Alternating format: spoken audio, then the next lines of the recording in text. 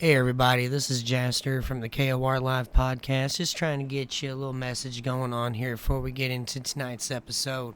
So tonight is the finale of the Bigfoot Iceberg. I can't believe that we've gotten the support that we've gotten, and we appreciate every bit of it. But that being said, everybody, I do want to remind everyone that this is primarily a video game podcast.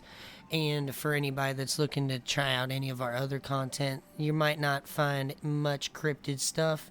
We've got more episodes coming down the pipeline that we're wanting to get into.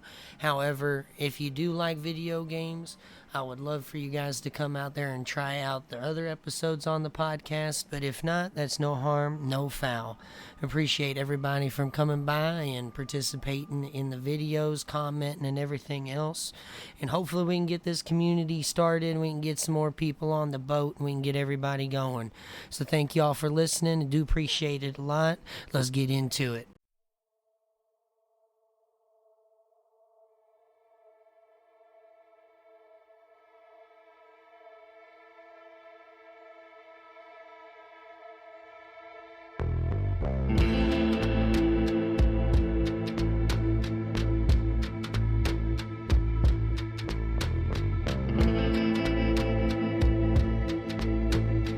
Ladies and gentlemen, I'd like to introduce you to the almost famous sideshow known as KOR After Hours, where we discuss only the finest of the finer things in life. I'm your host, Jaster Wynn, and coming along with me on this journey tonight is Kazari Iwakura and Devin Yomane. How are you guys doing tonight? Hey, I'm doing alright. I'd be doing great if you Pretty pronounced well. my name correctly. I know, right? I don't know how that shit works, bro. Look, Yolmane. Yolmane. Oh my god. Okay.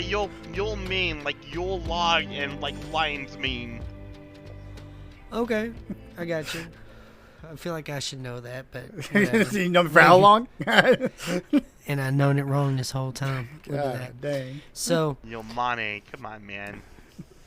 you know what? I sometimes go to Target. You know what I'm saying? Ah, no, he's a white suburban mom. No. Or the K. Rogers. So, I mispronounced everything here. If y'all haven't figured that out yet, I don't know what to tell you. So, what we got going on for us tonight is the grand finale of our biggest project we've done yet, the Bigfoot Iceberg. And we decided to kind of continue the trend on the last episode, where we kind of bring some people in. So we brought in Devin. 2 episodes, I think, because part 3 was when we started having. Well, Devin was in the booth with us on part 3, but he didn't have a hot mic. But Wolf, you heard him. He's got a hot mic. I got a hot mic. It's here. It's very toasty on this. Well, I guess it's pretty nice to have. It's starting to cool down here. Yeah. So, toasty mic is pretty Finally. nice to huddle around. Yeah. God, this summer sucked, y'all. Yeah, rub our penises together, you know. Now, I don't know about that, but I mean, this is the last episode of the Iceberg, so we are getting into some wacky topics. You know what I mean? So who This knows where is- we're going? Yeah, this is where the weirdest shit is. I will say, I think the juiciest stuff was actually in the last part. All in my opinion, but there's still some stuff in here, that's definitely worth talking about.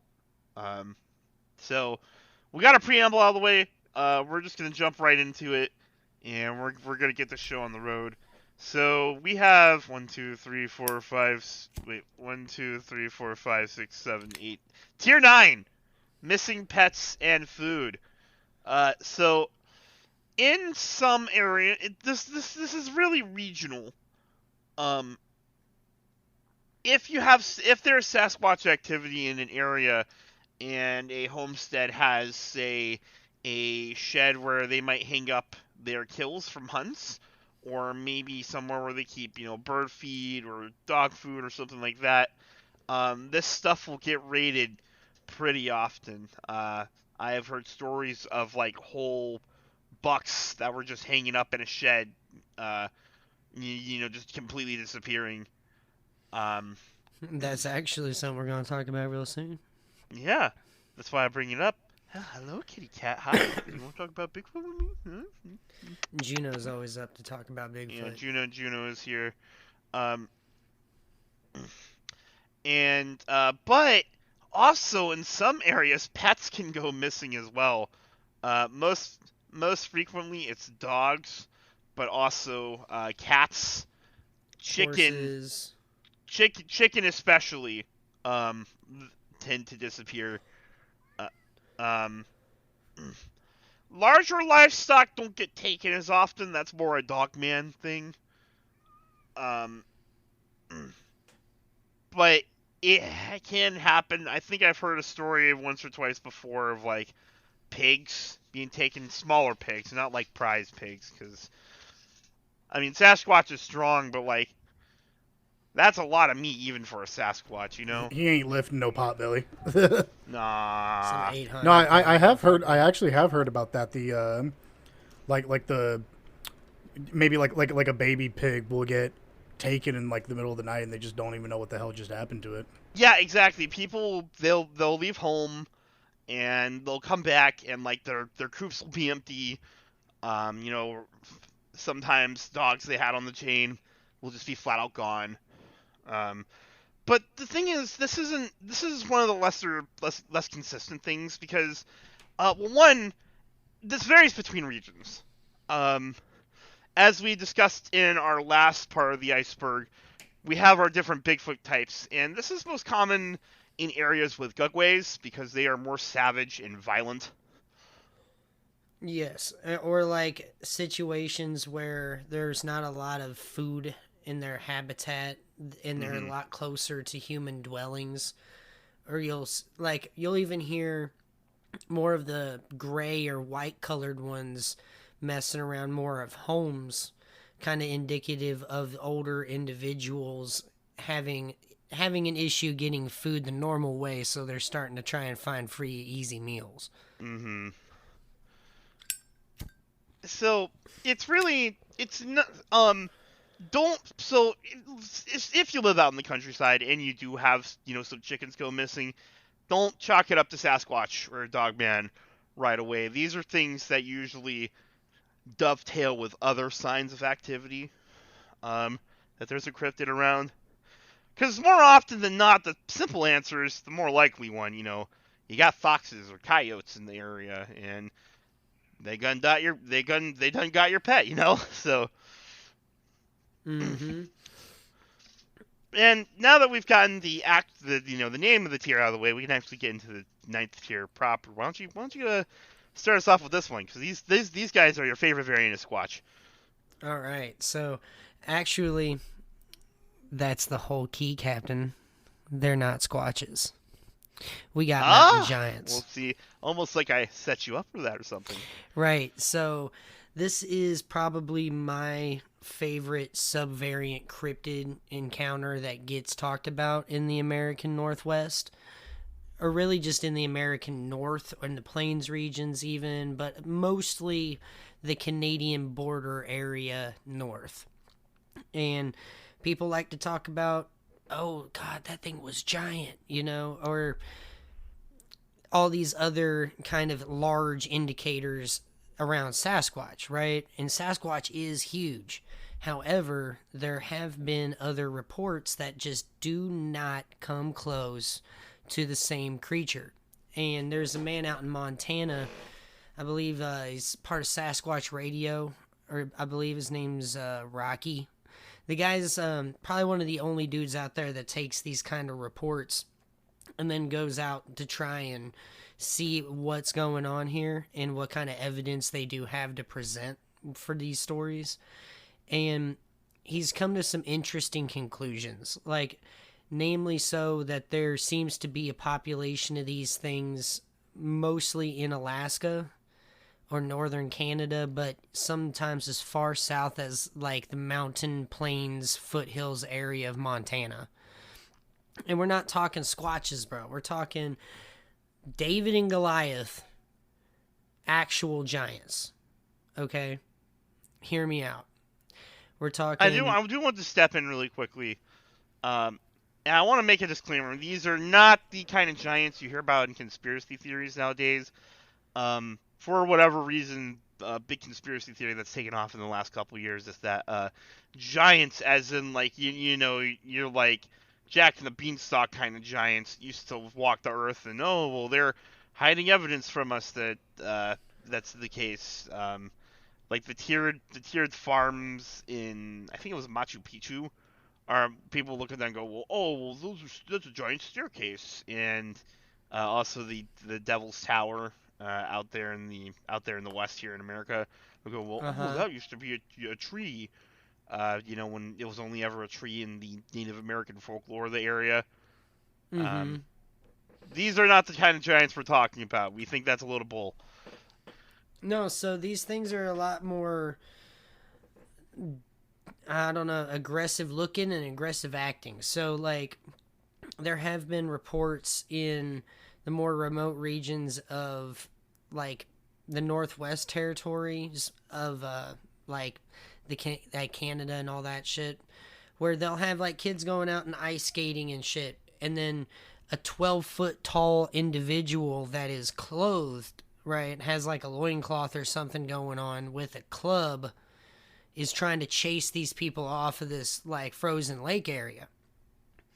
Or hunters that are deep, deep, deep in Alaska that are saying, I didn't see a squatch. What I seen was 15 foot tall and it had tusks. And you start to see and hear more of these reports over time, and it's not like these things are very common, right? Like, for every 100 Sasquatch sightings, you'll hear of one mountain giant, all right? And, like, for the amount of people willing to talk about Bigfoot nowadays, you start to see how small this number really is of people that are willing to come forward and talk about what they had heard or what they had seen. And the things that tend to come up most often are tool use, clothing, and tusks, and a general height between 15 and I've even heard of reports of 25 feet tall. Like, actual legitimate giant-like individuals. But these are like feet.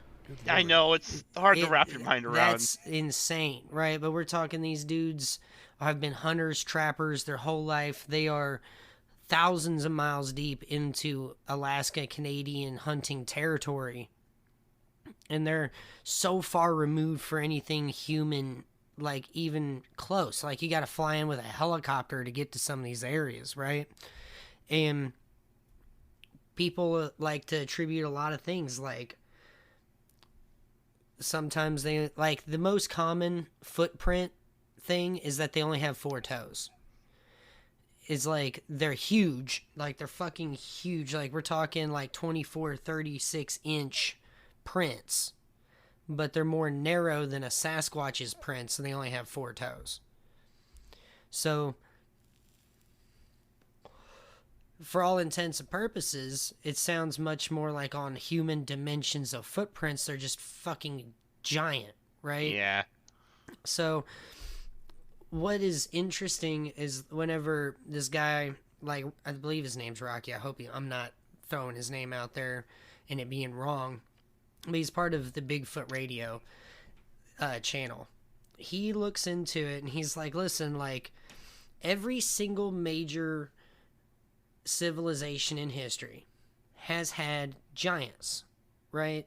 Greek, Mesopotamian, you got the Oni of Japan, and, like, all the Far Eastern countries have some sort of a giant creature. The Native Americans have had giants in their history. What is going on?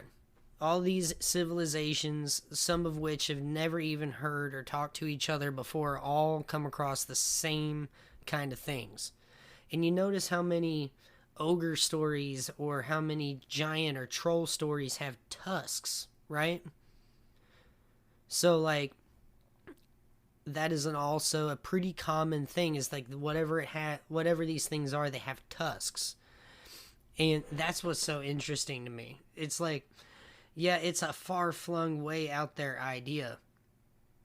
And, like, we're already talking about Sasquatch and aliens and shit, right? So it's like, let's go ahead and take it a step farther here. But these are people that, if they go out there and they tell their story, like today, in 2023, they would be looked at the same way people that talked about Sasquatch would be looked at in the 1920s. Like, absolute kooks. You know what I mean? But there is enough evidence or enough reports to start to throw together a case file on a cryptid that is separate than the Bigfoot. What do you guys think?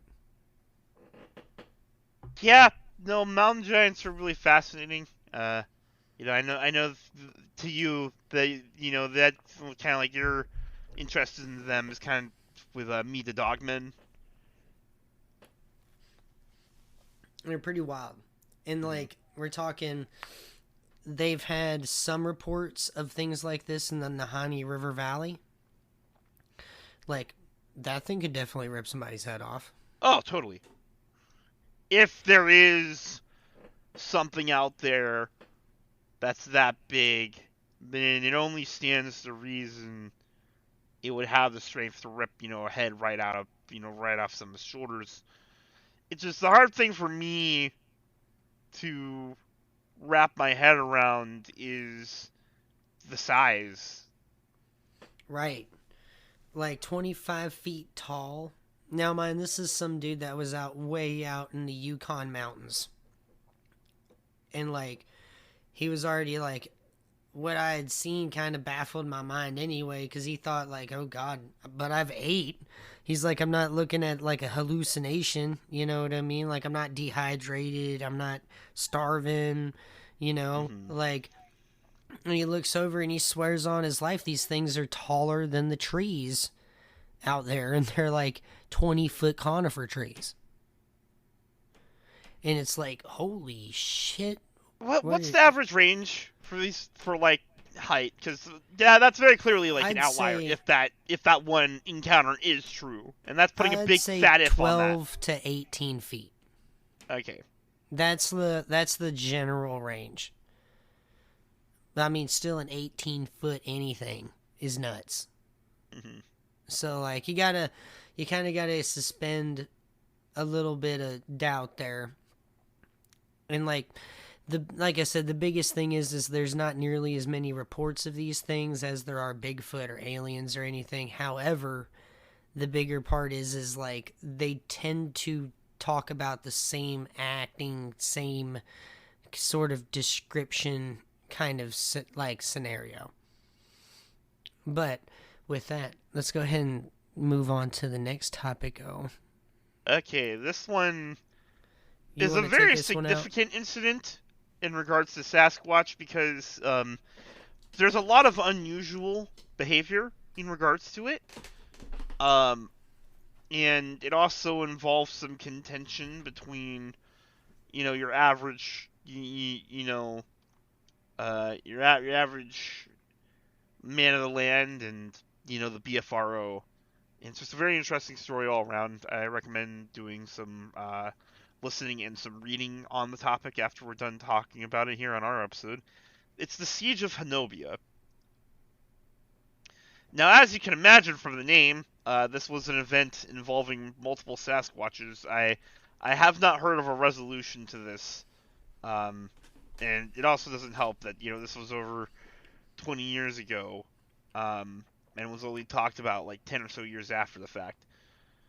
There were some brothers in Oklahoma who had this log cabin that they were living with their family at. And their property attracted a lot of Sasquatches. And now, from what I know, there were two factors that kind of did that. One was the area was very abundant. The area was very abundant with deer. These guys were hunters, and this was a good place for them. So they would have deer in their sheds, which, hey, I mentioned that earlier. But the reason why there's so many deer in the area was because of all the sweet pea that was around. It was a big natural grow of them. Yep, and it drew the deer there, and the Sasquatches basically followed.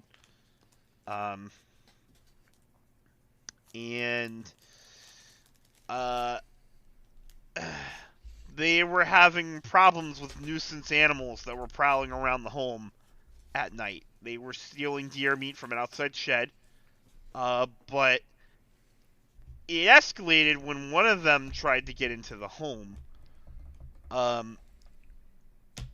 and which is very unusual for Sasquatch behavior. Sasquatches do not tend to try to enter homes. They might prowl around homes if they're curious. You'll hear them knocking on windows sometimes. That behavior, smack insides of walls. Smack inside the houses, yeah. But isn't that usually just like kind of like an observational behavior of them? There's like yes, they're yes, trying it to is. see Yes, what the house is. mm-hmm. Yes, Yeah, what's that going is on exactly what it is. inside. Yeah. Look at me, So- I do something Bigfoot related. Yeah, that's why we like having our panel here, because you guys do have tidbits of knowledge that you're aware of. So a Sasquatch trying to enter a home, highly unusual. And so obviously this frightened the family quite a bit. And at one point the father went outside to confront the animal. So here, let me try. It was a man, his wife and children, and also this guy's brother. And so, the father went outside to confront the animal, and he actually got a good look at one, and he took a shot at it. He was claimed what was a Bigfoot running back into the woods. And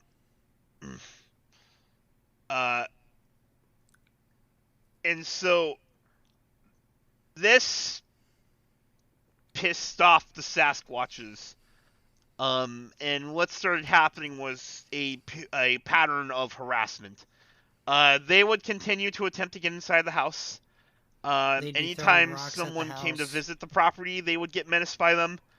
There was this one particular incident where I think a sister or a cousin or something like that, she came with her kids, and when she had to get out to open the gate to the property, a creature jumped out at her and frightened the children, and she had to run back into her truck, and they were basically sitting there screaming, and one of the men of the house had to come.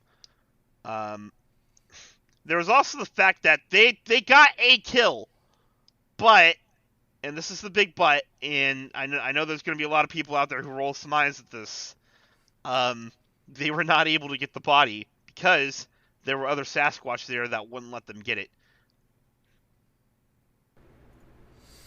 And So it wasn't one. no, it was a whole this is group a of family them. unit. Yeah, We this don't is have like, any numbers, but it was I would say at least 4 at the minimum.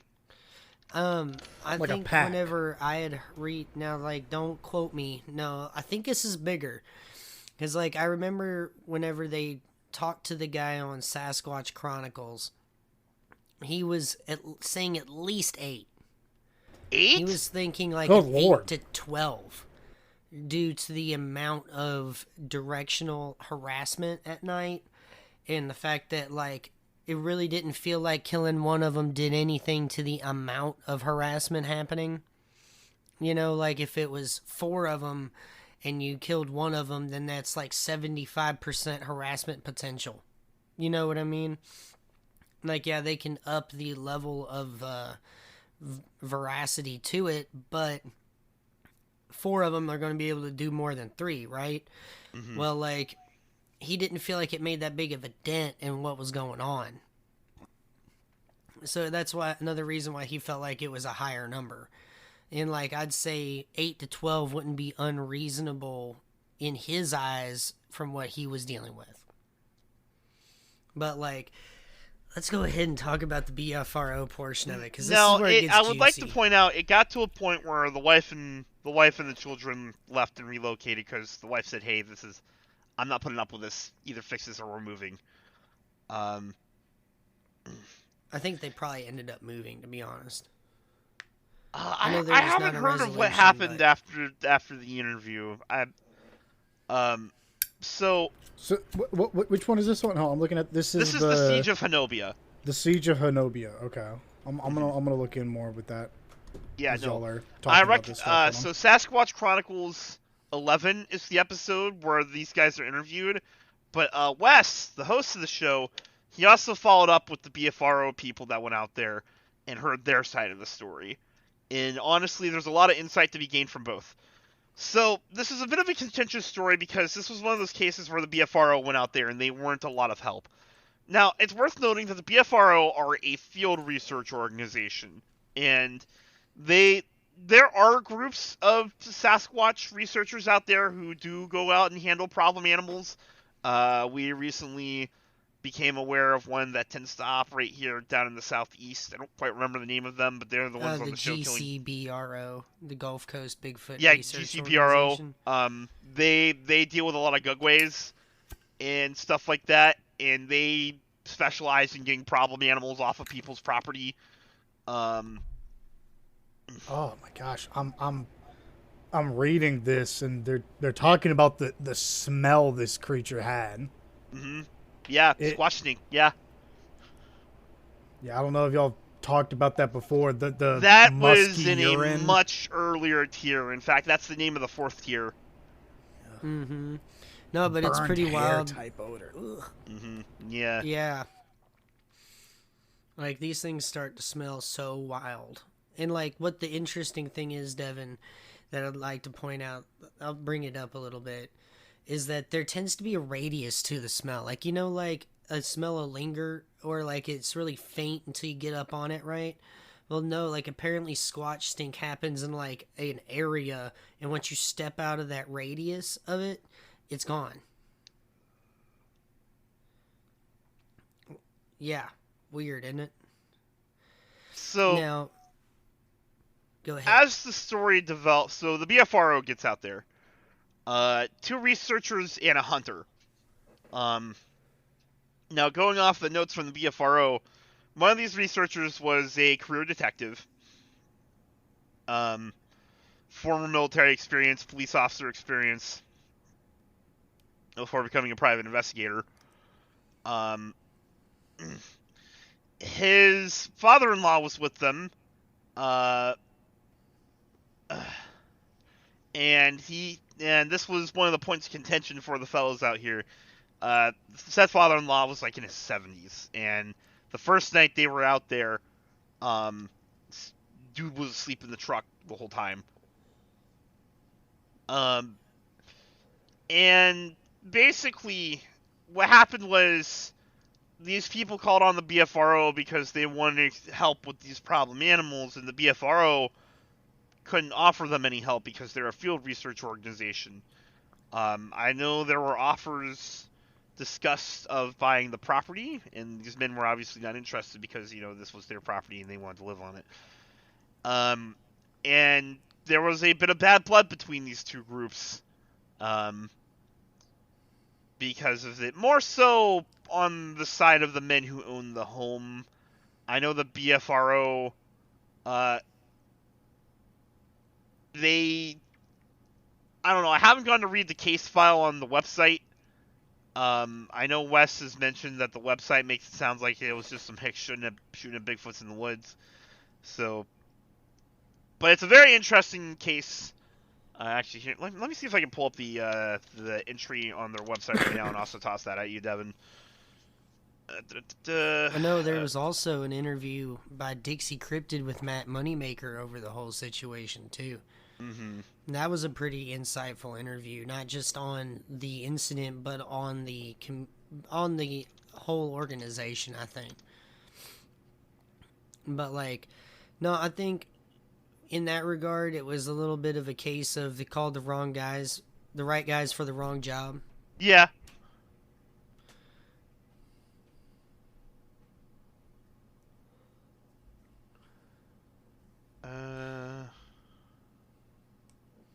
Now, you guys said that for this thing, like there hasn't really been any reports following this. Yeah. Is there? It's an Not infamous to our incident, knowledge. but, you know, these gentlemen decided to keep whatever happened next private. Because they'd already gotten more attention than they wanted out of it. Which I can understand, you know, if you like to live off the land, and you're an old boy who likes living out in the countryside, I'd imagine having a bunch of, you know, city slickers coming around looking for Bigfoot would probably make you unhappy. Mm-hmm. Now, you guys want to move on to the next topic? Or you still want to try and figure some stuff up here? I'm trying to find the fucking case file on the BFRO website and get that tossed to Devin before we move on. Now, I think some of the wildest parts of it is it's a very obvious case of the two having very different stories whenever you start to research into it. These guys are like, man, they didn't do nothing to help, and then the other guys are like, these guys are just shooting off into the woods like crazy people. So you got to take both sides with a grain of salt. The truth's obviously somewhere in the middle. Either that or one of them's full of shit. But given the attention to the case over the last couple of years, I'm not entirely sold on these guys being crazy. No. Yeah, Even the BFRO was like, no, something's going on here. I mean, they were interested enough in the site to actually try to discuss buying it and using it as a research center. Mm-hmm. So, I couldn't find the BFRO entry. It may have been taken down. I saw some case files that happened around Honobia, but not this particular one. So, Sasquatch Chronicles episode 11, and I've already sent you the follow-up that Wes did with the BFRO. Here, let me just get the Sasquatch Chronicles episode for you at least. No, this is probably my favorite Bigfoot story. So they also, you said that there was also case files from this area too, though? Oh, so, yeah, no, this is actually, I was looking at the BFRO website, and there's actually quite a few incidents around the area, so it seems to be quite the hot spot. So that now kind of, now solidifies more of what I was thinking. At first I was like, well, if this is the only instant in this area, and silence ever since, then yeah, looking at incidents in LaFleur County, Oklahoma, I can see at least 3 different case files reported in the Honobia area. And these are just the ones that they reached out and actually verified. Mm-hmm. They get a lot more than just the ones they post. That's something they did stress in their interviews. That they get thousands of reports a year, to the point where their backlog is in the 70,000s, where they have to sit there and sift through things, and they don't have the manpower to really keep up. So there's a lot of things they gotta put by the wayside. So there's a potential for even more cases submitted from the area that they just haven't either processed or didn't feel like warranted a further look into. Right. But no, it definitely seems like something is going on out there. And the fact that, dude, it's probably one of my favorite interviews in the topic. Very wild. And, to me, as, somebody that came from the country, these dudes didn't sound like the type to just... They're not the run-your-mouth kind of type to me. At least in the country sense of it. They didn't it didn't sound like they were full of shit. Having grown up around people like that, I definitely think these guys are legit. They just wanted to be homesteaders. That's all they wanted. And they didn't get the peace they wanted in their home that they picked out. Now, there was a lot of allegations of poaching going on. At least on the BFRO side, they were like, these dudes are poaching animals. But it's at the same time, they had a bunch of people they had to feed. Yeah. I'm not trying to argue for poaching here, but if you got a lot of meat that you have to put on the table and it's not going good, I can understand how someone can make that decision. Whether they did or not, that's another story. But I think it's honestly probably one of the must listen to like Bigfoot reports. Mm-hmm. Like, gotta have it. That's why it's so far down on this list. Yeah. But with that, let's go ahead and move to the next one. You want to do this one, or do you want me to? Which one are we looking at? I'm thinking chameleonism. Yeah. So this I was is actually just looking at that on the thing. So this is one that is only really being discussed about recently. So one thing that people, that we're always trying to figure out is why are these things so stealthy? Why are these things able to sneak up on people? Why, even if you get a good look at them, you still can't really make out all the details. What's going on with that? And there was a big project that happened a while back. I think we brought it up. I don't think it had a direct tier on here, but it has come up. Basically, some folks went out in the field and collected a lot of hair samples, saliva, stuff like that. This was a while back. Called the Sasquatch Genome Project. Yeah. It's in tier 2, top right. The Ketchum Bigfoot Genome Project. Okay, yeah, so it wasn't a tier. And this was something that they found out while they were collecting their samples. So the hairs that they collected off of these individuals can blend into things. And we call it chameleonism because that really is what it is. If you will hold up a hair from these creatures to a surface, it will gradually change to mimic that surface's color. Yeah, kind of like the closer that it gets to a color, it's like a hollow, translucent hair. So it can kind of whatever is behind it or on the other side of it is kind of like color that it comes across as.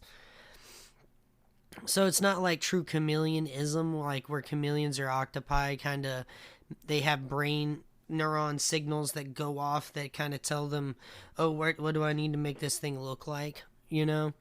It's more of a thing built into the hair. Right. Where, and I can kind of understand where people are like, oh shit, I couldn't really make it out, you know what I mean? Or that it looks like it's shimmering or something like that, like in the sun. Like, I can kind of understand where they're coming from with that if that's what's going on. Now, no, we're not talking Bigfoot does the predator cloak. You know what I mean? I feel like that's kind of kooky. Like, I've never heard of that. From a credible source, But, I think these things they're, in my opinion, if they are as elusive as they seem and as intelligent as they seem, maybe they do have some sort of evolutionary upgrade where their hairs can kind of blend in. If they really have been stealthy and their evolution has been for stealth from a human contact, it would make some sense. We're the only thing that hasn't really evolved much over the last how many hundreds of thousands of years we've been here. Physically speaking. Yeah, we've gotten taller and shit, but it's not like we've, developed this new crazy evolutionary trait, that kind of snapped us off into another kind of species or something. But who's to say that they didn't? They got a lot more natural things they have to deal with. Technology's how we kind of overcame evolution. So, maybe. I don't know. What you think, Devin? Sound kooky to you? In a way, it does. I would need to honestly look at more. I would need to look at the evidence or whatever of this camouflage stuff. Now it's worth noting the Ketchum Genome Project was a failed project. Mm. There have been some papers written out there. In fact, there's one by a Dr. Haskell v. Hart with a foreword by our man Jeff Meldrum. Shout out. Uh, that kind of explains all the faults of it. But this thing kind of exists outside of the faulty data in stuff that was collected by this project, so it's not. I wouldn't outright dismiss it, basically. And it's worth something noting that they discovered in the meantime while doing the project. Yeah, and it's worth noting for what it's worth. This is a trait that dogmen also seem to have. Yeah, dogmen are weird. Although I will say, from the eyewitness testimony that I have heard, dogmen chameleonism is far more advanced because they can also mimic the texture of a surface.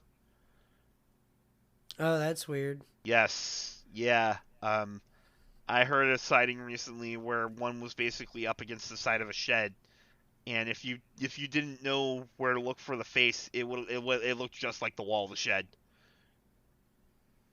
which is a little spooky.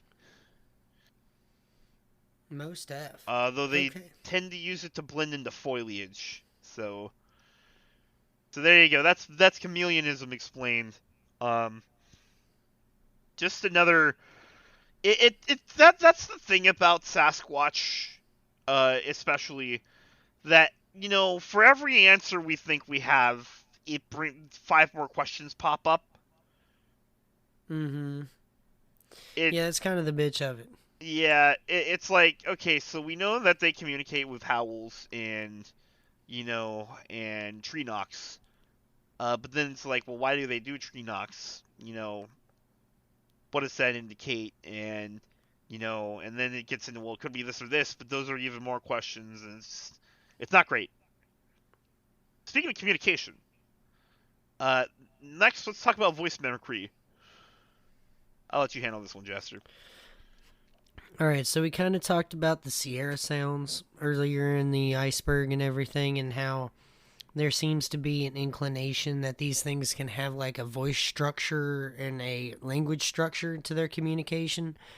Well, there's stories that take this a step farther, where these things seem to have the ability to mimic sounds. And this really kind of started in my mind in the timeline more in the Native American side of things, where they talk about how these things can make the same kind of sounds of a lot of animals in the woods.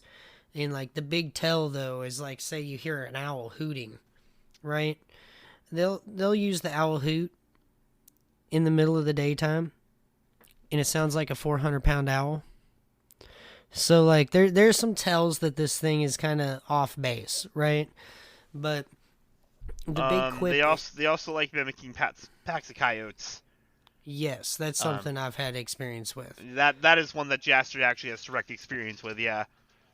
And it's wild. It's ain't no coyote I know you can hear that that loud up close. And the way that they communicated was just not like a coyote. It was for a different reason. It was to make it sound like it was a coyote, but they missed the whole why they do it.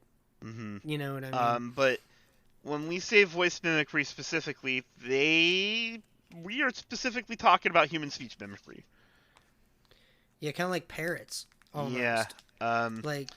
It's one very story crude. And it's just as unsettling as you think it might be. No, it's nuts. There's a story I heard of where these 2 hunters, one of them's name was Dave, okay? Mm-hmm. And he's going out, and he's the one that kind of had the encounter where him and his buddy went down 2 different sides of this land lease that they had hunting rights for, but it was way down in a ravine in I can't remember what exact state it was in. But it was a really remote piece of property. Not a lot going on there, right? And so it comes down to it. It starts to be nighttime when they're going in to do their hunts, okay? And they're hunting with like lights and all that kind of stuff, but they're doing the more night hunting rather than the day hunting. Mm-hmm. And this time he goes in there and he swears up and down he thinks his buddy is just tailing behind him, right? And he keeps on going, Dave, trying to like ask him if like is he back there, you know what I mean?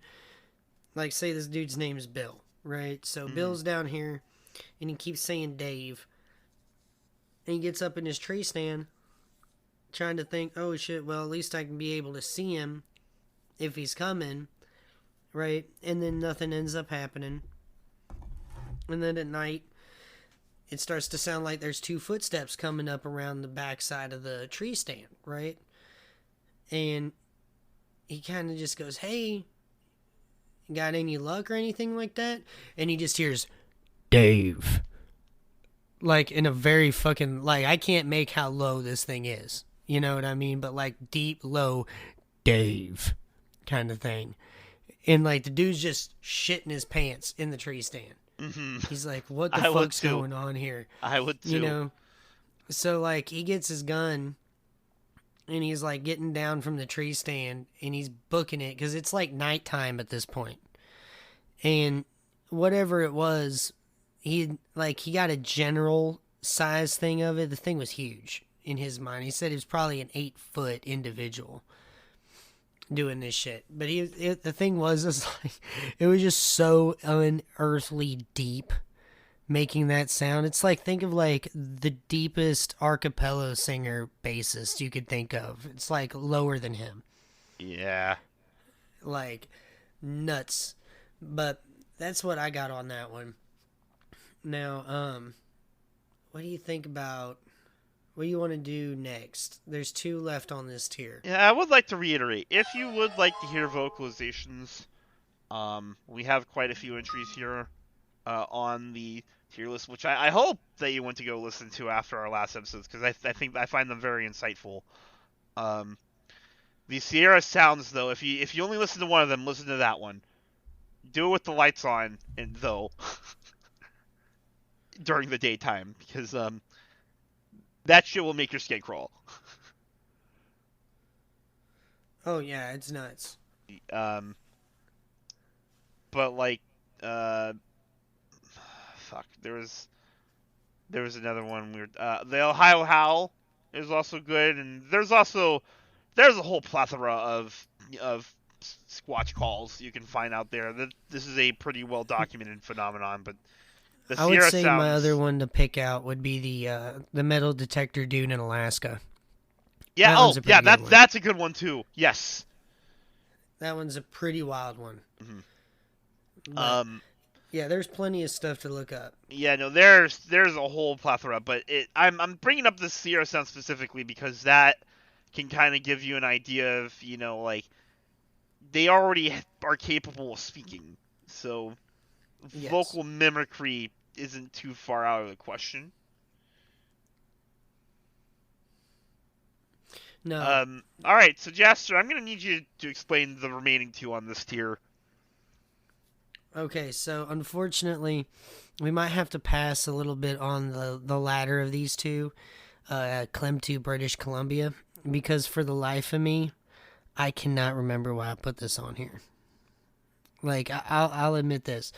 Like, what I do understand is this is a very high frequency area, kind of like Portlock, Alaska, where these, like, British Columbia is a Bigfoot hotspot area. Like, I know this is more or less in the same general vicinity as a lantern-bearing Squatch that people had seen in the early 1900s in, like, a Vancouver Island area. And there's a lot going on over there. That's kind of... Yeah. That's one that I'd have to really look into again, and I apologize. There is this article that goes into it. It is a First Nations like town, and I know Les Stroud has been out there to do some research. It's pretty deep inside a rainforest. then it's probably on one of the like Les Stroud and Sasquatch Chronicles did an interview together and shit.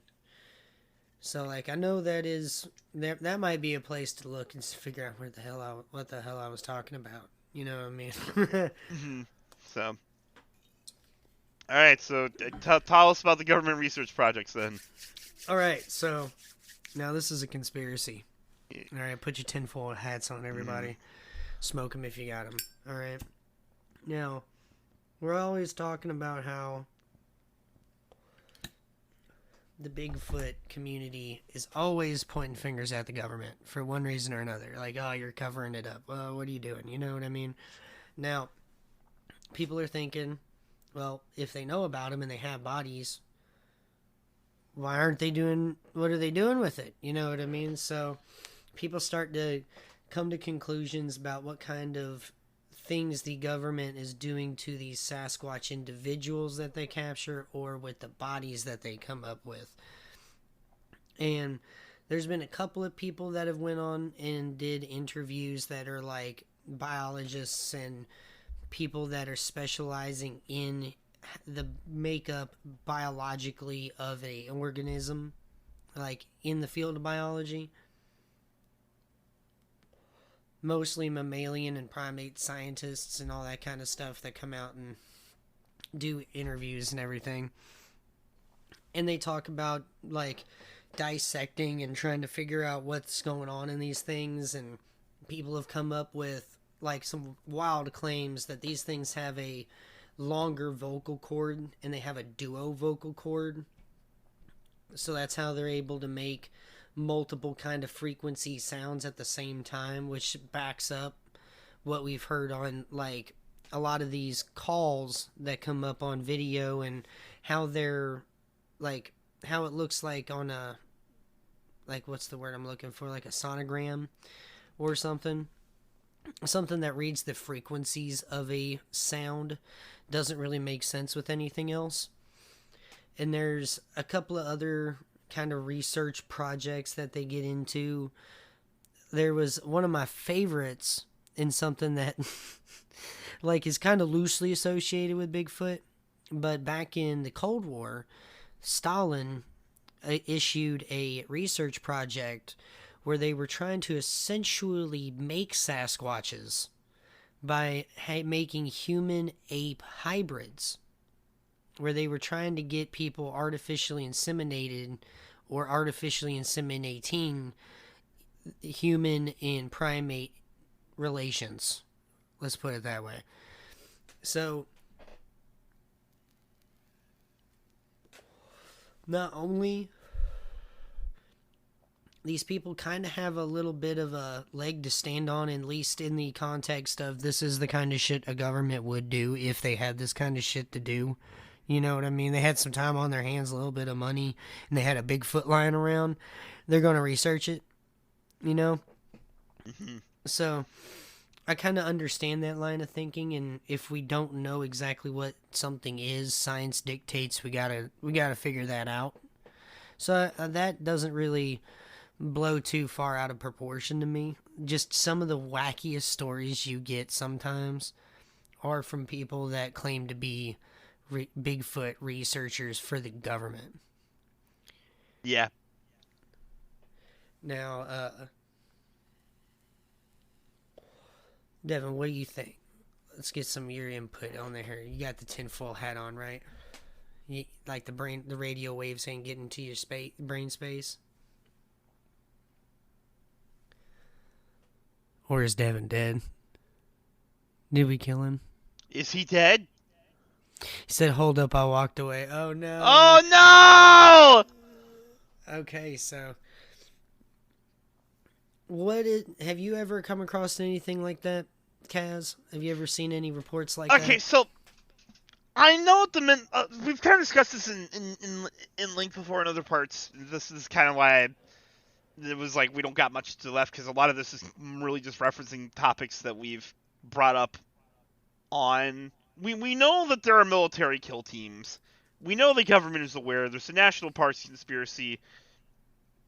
I don't know about like crossbreeding projects, but I definitely think the government is probably putting research into what these things are for sure. Now I can back up. That Soviet research project. That shit was real. Do we actually have That's paperwork like, on that? Yes, that was actually disclosed when the USSR fell. Do we know what the name of that project was? Off the top of my head, give me a second. I'll figure this out. Bring up the papers. I want to read that. Yo, that's gonna be wild if we actually pull up some. I mean, we're obviously not gonna be able to read it because it's gonna be in Russian. Here, let me go searching as well. USSR Bigfoot Research Project. It looks like there's multiple. So Devin says crossbreeding. No, he doesn't think that, but government research sounds likely. If that Russian project is true, that'll be cool. Okay, I think I figured out which one I'm exactly talking about.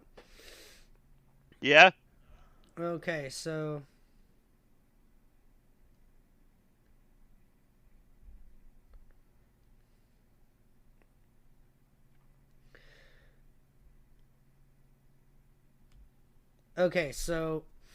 there was indeed a 2002 paper in the Academic Journal of Science and Context where a Russian historian of science follows a research attempt by Ilya Ivanov to crossbreed humans with anthropoid apes.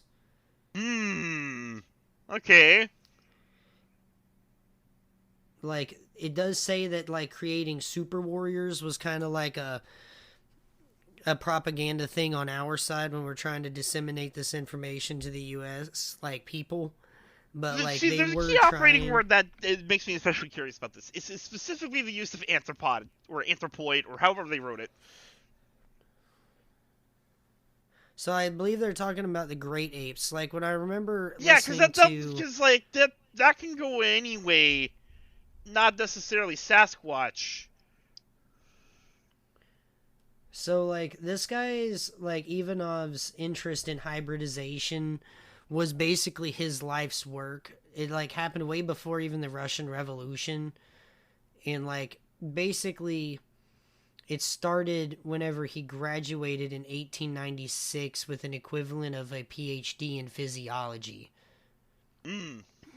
So, like, I mean, he used the same surgical techniques that earned Pavlov a Nobel Prize.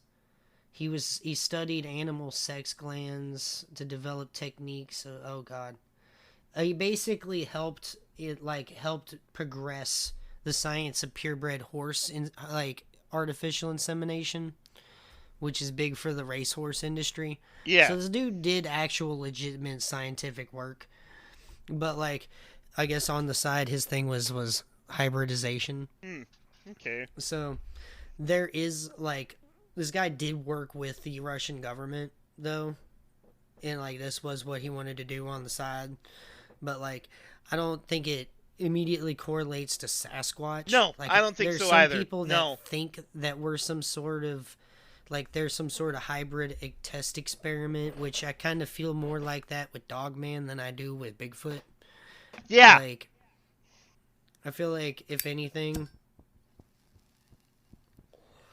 Bigfoot might have been version 1, Dogman version 2. If that was true. But I guess with that, we're going to wrap up Tier 9. Get this out of the way.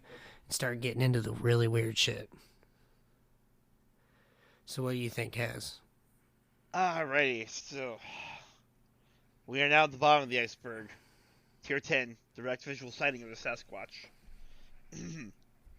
Alright, so the BFRO classifies Sasquatch encounters by 3 ranks. Class C, Class B, and Class A. Now, Class C, they typically do not, they typically don't post those unless there's something really significant about it. A Class C is basically trace of Sasquatch activity. So footprints, tree structures, stuff, kill sites, stuff like that. Class B is vocal, howls, vocalizations, stone throwing, stuff like that. But then there's your Class A. Class A is direct visual confirmation of a Sasquatch. And that's what you got here for tier 10, All these other tiers we've had are things that may happen in an area, as, if there is Sasquatch activity, but nothing clinches it more than seeing a booger. No, absolutely. Like that's the one that people get really messed up about. And it's like the people that tend to get the Sasquatch interviews, they tend to be Class A encounters. Yep. But that's the thing though, is that a lot of people would say, like, at least I got to see it, but I do not want to see another one. Yeah. Like, I'm good with my one. There's this kind of interesting dichotomy to Sasquatch sightings, because, like, they're weirdly enchanting. There is something oddly majestic about the Sasquatch. It's still frightening because they are large, powerful animals, but there is a sense of awe and wonder that goes along with it. It's kind of hard to explain. No, absolutely. So it's also the thing that sets Sasquatch encounters apart from Dogman encounters, because those are pure fear. Right.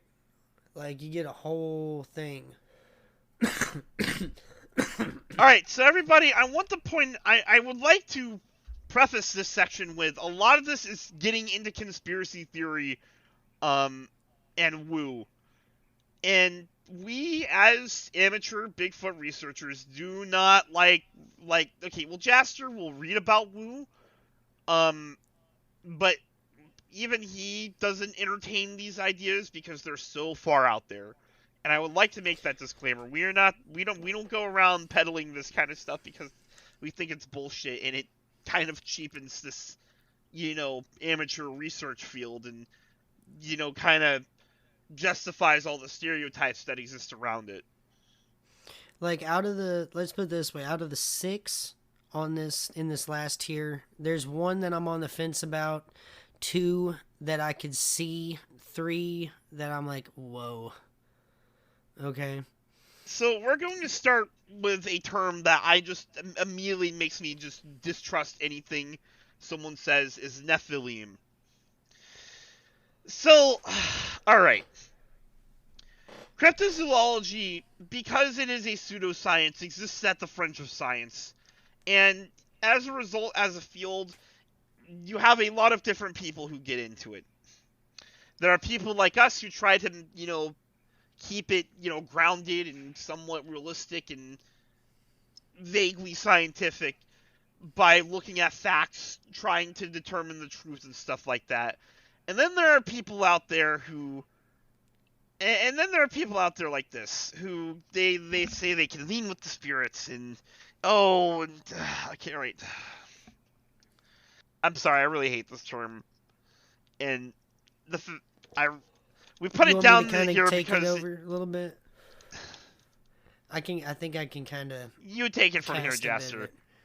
So there's a couple of things here. So whenever you hear the term Nephilim, right? There's a couple of different things in the superstitious conspiracy community, mostly with the alien side of it, and there's also a little bit of bleed off with the Bigfoot side of it. And like a lot of the people on this side, like, God dang, they're bless them, okay? But the general gist of what's going on here is that the Nephilim in the beginning, and this is if you're someone who believes in Judeo-Christian history here, they were the sons of God, right? The angels who had came to earth and communed with human women because they thought they were pretty and made these giant abominations. Okay, we're talking like some people believe the Minotaur of Greece was one of these things. Like, we're talking giant humans like David and Goliath. Like, Goliath was thought to be one of these creatures. okay? But it really depends on, do you lean more on the folklore side of the argument, or do you lean more on the biblical scripture and the apocryphal text side of the argument here? Mm-hmm. So the Nephilim in the church side of the equation, their understanding is more so that in the city-state period, directly in between the Old Testament and the New Testament, right? Before the flood, there were a lot of these places that were ruled not so much, I mean, sometimes by one of these creatures, but also of a cabal of these creatures, right? They take over certain parts of land, and they're teaching, like, man, all sorts of things, like how to, like, craft better iron or brass for war or makeup, or teaching them the arts and all this other kind of stuff, right? Like, there's a lot of things that these creatures apparently imbued upon us. Now, and that's why the flood ended up happening, right? Now, the Bigfoot, where all this ties into it, is essentially, it's been how many thousands of years since that point in Christian history, right? People believe that on the scientific side of it, that the Bible is probably talking about the Pleistocene epoch, or the Deepwater Pulse 1b event, where there was an actual horrific flood that was even talked about by Plato and about Atlantis, right? That we're talking dates that these people are just throwing out there thousands and thousands of years ago, that just so happens to purely line up with this actual event that we have now, like, we now know is real.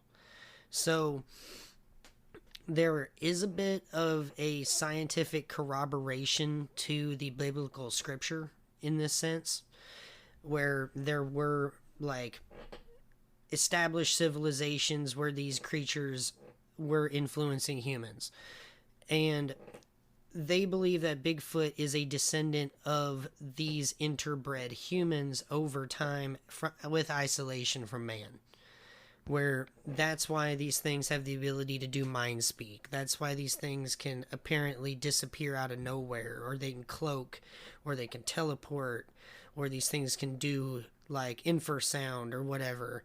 Like, some people think these things can cast spells. We'll get into that here in a second. Like, there's a lot going on with the woo factor of Bigfoot with some people, that they really think that these things have some sort of almost demonic fallen angel sort of corroboration here.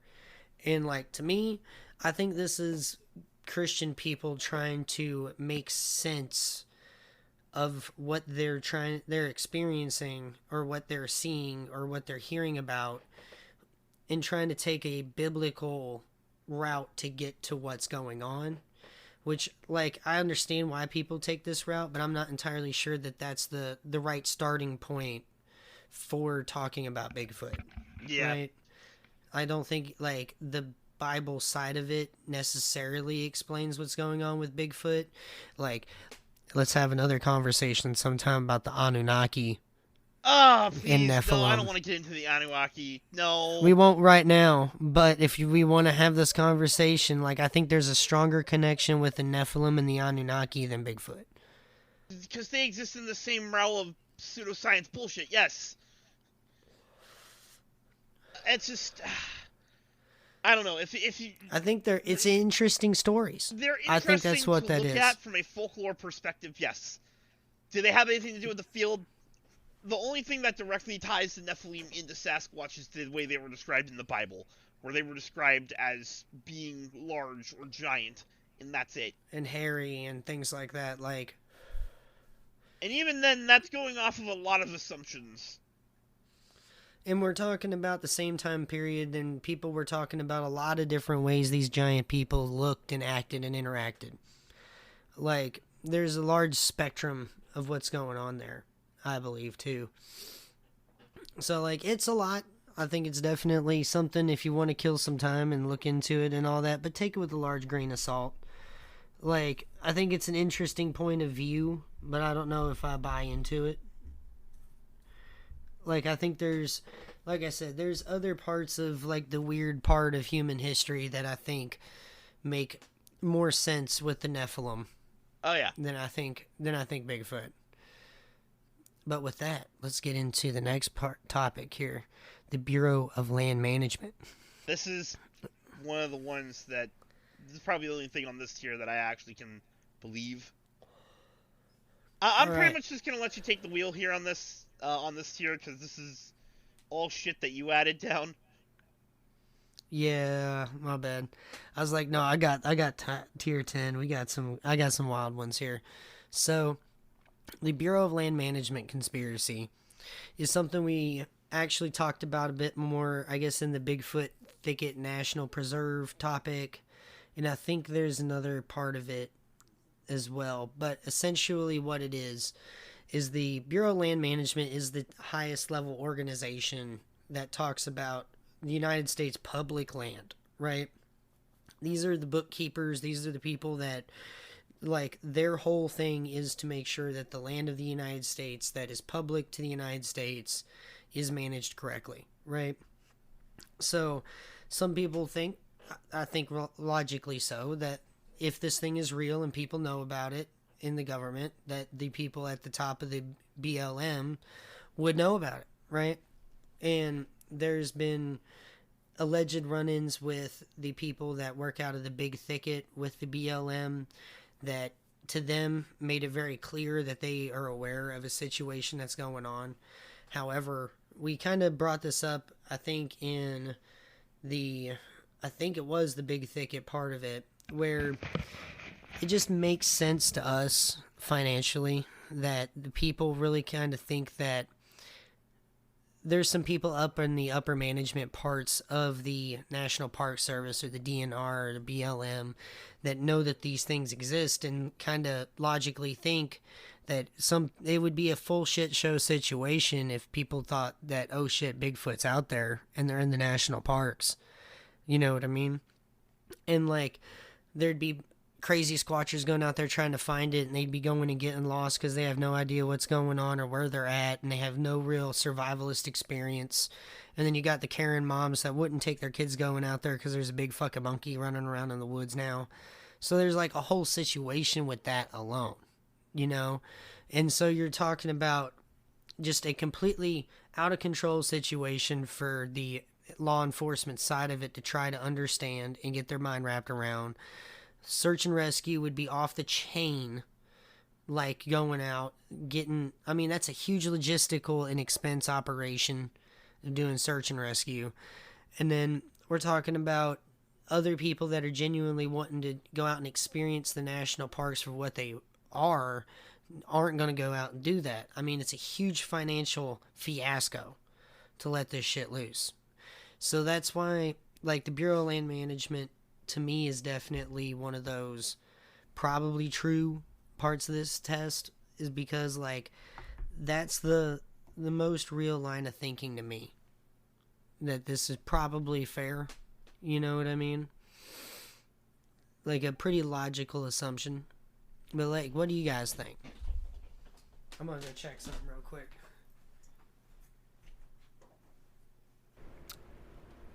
I don't know. This last tier is a lot of. Yeah, it's a lot. It's a lot. To me, I put the disclaimer at the front for a reason. Outlandish. I put the disclaimer at the front for a reason. Like, Bigfoot can cast spells, for instance. There are people out there who claim Bigfoot uses magic. I have heard stories from people who collect stories of Bigfoot throwing energy at people, and it's bad energy, and it makes them feel sick. And I'm just like, whatever, man. It's so stupid.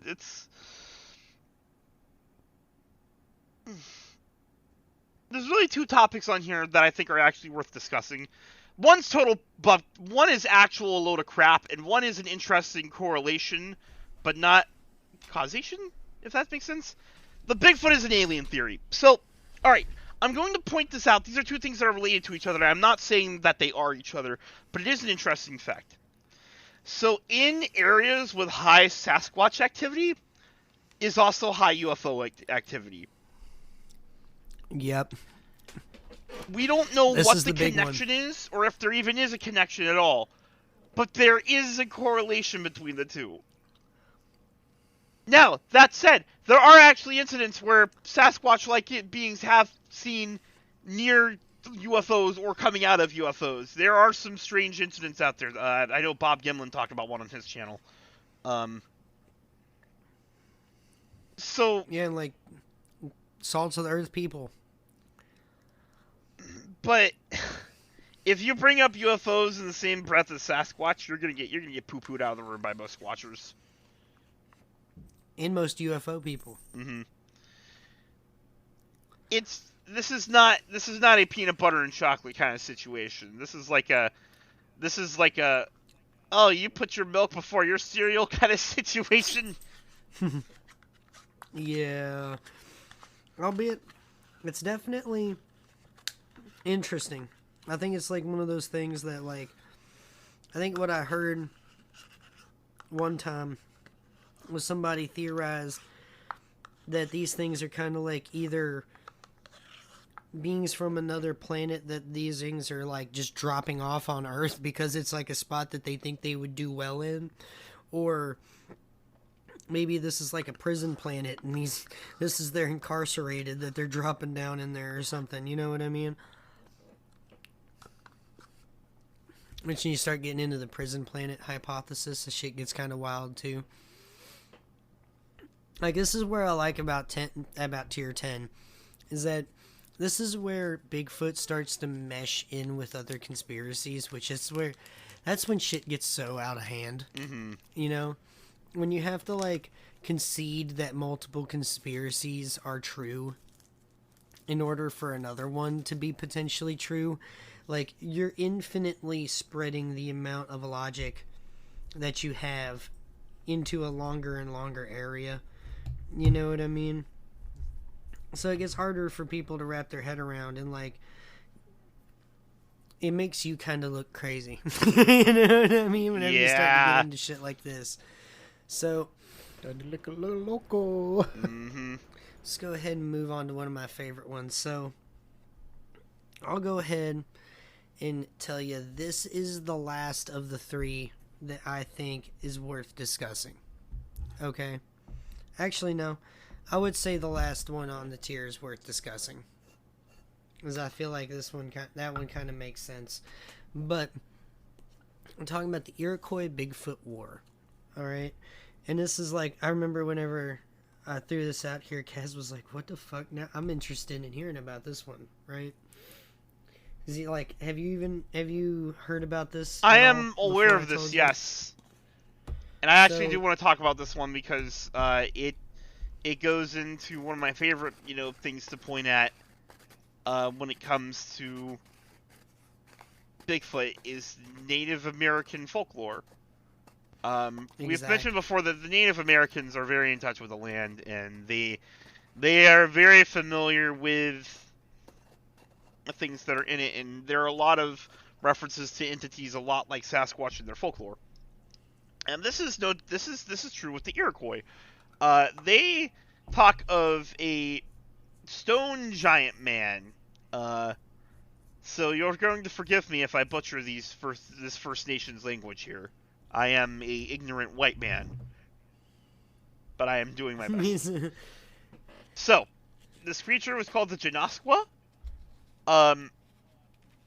It was described as Otniyarhead or Otniyarhe, which means stone giant or stone coat, which were these large, bulky, really aggressive creatures that had rock hard skin and would twist the heads of their victims until they were decapitated. They would throw rocks at people and were very violent and territorial. They were said to raid Iroquois camps and carry away inhabitants, particularly women and children. They would be eaten alive in a large feast, but some would be decapitated first. It was said they exuded a horrible odor from their armpits that was described as a mixture of a skunk and a dead animal. Starting to sound a bit like Bigfoot, don't it? The reason... Now, there is speculation that these things weren't so much made out of stone as they were covered in hardened mud. Now, there's a story out there that eventually the Iroquois got sick of these things taking their women and children. They had a massive war with them, and they killed a bunch of them. And there was this big, epic battle and all that stuff. But here's the thing, that's completely made up. It never happened. There's no mention of it in folklore. There is no mention of it anywhere except the people who are telling the story. Is it fun to listen to? Hell yeah, man! Okay, you can just see in your head the Iroquois all right. Did the Iroquois ride horses? Mm-hmm. Yeah. Now, there is a story out there that is backed up as like a Native American story. Are you willing to hear it? But like, you can just imagine these, these tribe warriors, riding out and, get into this big field and all these Bigfoots are charging out at them and they're, just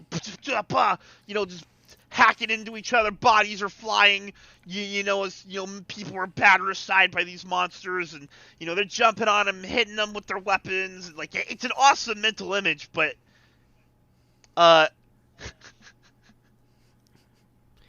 probably happened a bit more like Vietnam. I don't. You know if, what I mean? if Guerrilla warfare, if anything happened. So, there is a story out there that I feel like is a little bit more likely to have happened. And it does detail a war with the Iroquois. It actually has to deal with their migration across the Mississippi River. Have you ever heard of it? No. So, allegedly, when the Iroquois got to the Mississippi River, they encountered a race of red-haired giants.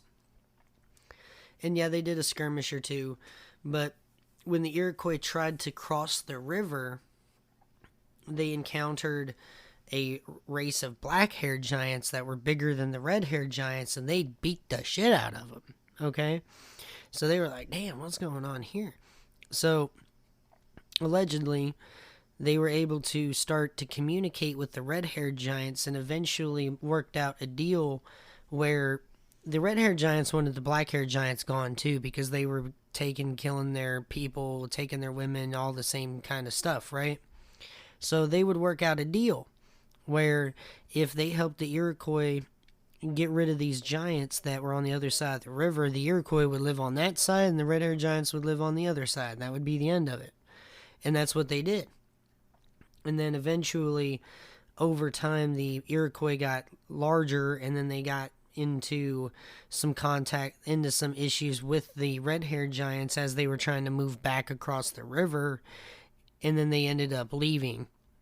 And, like, there's other stories of red-haired giants that kind of come out more towards the desert regions and stuff like that with the First Nations people. But to me, it's one of the only stories that came from the Native Americans themselves about the situation, and even then it's a pretty fringe story to hear about, but there is a couple of people that are privy to the story. But it also it's fantastic, and it's in the sense that there's not just one version of these things, there's two of them, and then they teamed up with one of them to go take out the other. You know what I mean? That's that's a whole other level right there. Like, you were able to communicate with these things? What's going on?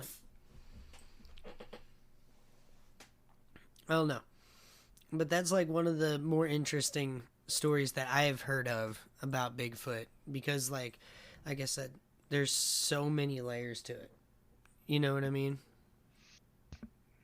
I don't know. I feel like we could probably dedicate a whole episode to Native Americans and Sasquatch, because I'm sure there's tons of other alleged stories or folklore out there we could probably pick up on. But I don't know, man.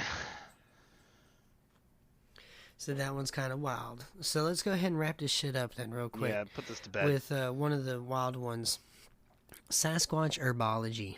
Okay, so there have been reports of whenever someone's been injured out in the woods or something and they get found by a Sasquatch or whatever, that they find a way of treating their wounds or their infections with a salve made of different herbs or plants or whatever. And to me, like, while sounding kooky, while it definitely does sound That's nuts, so much like, easier to swallow than literally everything else in this tier. yes, I absolutely believe you. Like, that's what I was about to say the same thing. Like, honest to God. So, any sort of animal, like, there are people out in the Amazon rainforest that understand the medicine of the area so much better than modern medicine does.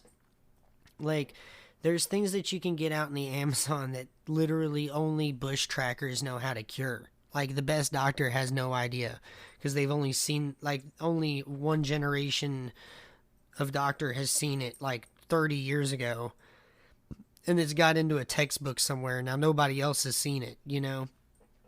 Now, what I'm trying to get at with that is that the Bushmasters had learned how to use nature, and because the amount of medicines in the flora and the trees and everything going on in the Amazon is so specific, and how you get it out and how do you use it properly, that if a human can understand how to do that they don't have a medical degree, they just learned over time how to use it, then it stands to reason to me that a hominid creature would be, with a similar intelligence, would be able to figure out stuff like that and apply it to themselves.